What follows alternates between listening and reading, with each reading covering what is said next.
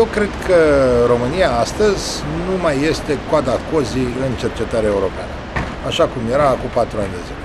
Astăzi România este o țară normală, membra comunității științifice europene, cu drepturi, cu îndatoriri și care are o voce care se aude.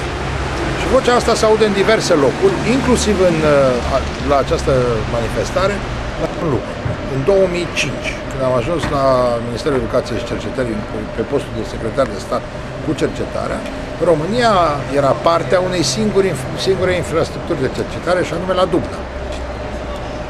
Astăzi, România urmează să fie acceptată ca membră la CERN joi, pe 11. Toate lucrurile sunt reglementate în sensul ăsta și nu văd cum s-ar putea întâmpla să nu mai fie.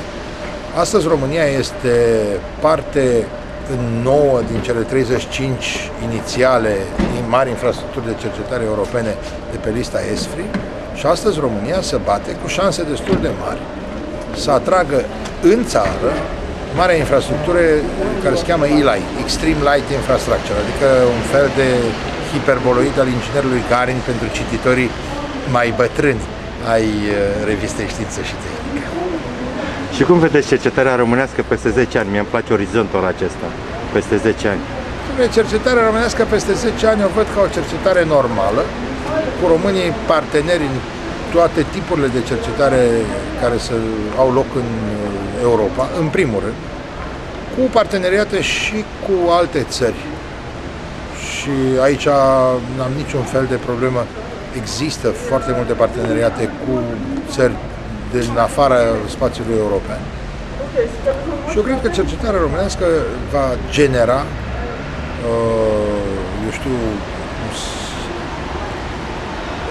produse noi. Și sunt convins de chestia asta. De ce? Pentru că dacă anul ăsta ați fi urmărit târgul de cercetare, târgul de anul ăsta a fost un târg absolut european, în care posterele au apărut din când în când. Produsele au fost cele care au dominat târgul. Și cred că ăsta este viitorul cercetării românești. Peste 10 ani, sigur, tipul ăla se va chema Târgul Național sau Internațional de Cercetare, Dezvoltare și Inovare. Și avem voie la proiecte ambițioase, domnule ministru, avem voie să visăm la programe avansate de cercetare. Știți de ce vă întreb? Eu am primit de curând un document al Uniunii Europene cu burse acordate pentru cercetare avansate. România nu are nicio bursă, nicio finanțare pentru cercetare avansată. Și asta pe mine mă îngrijorează. Haideți să discutăm așa pe bucăți. Avem voie, dacă nu visăm, înseamnă că ne dorim să fim căpșunari toată viața. În privința burselor, eu aș preciza un lucru. Bursele înseamnă, de fapt, eu cred că e vorba despre proiectele din European Research Area, deci din area de cercetare europeană.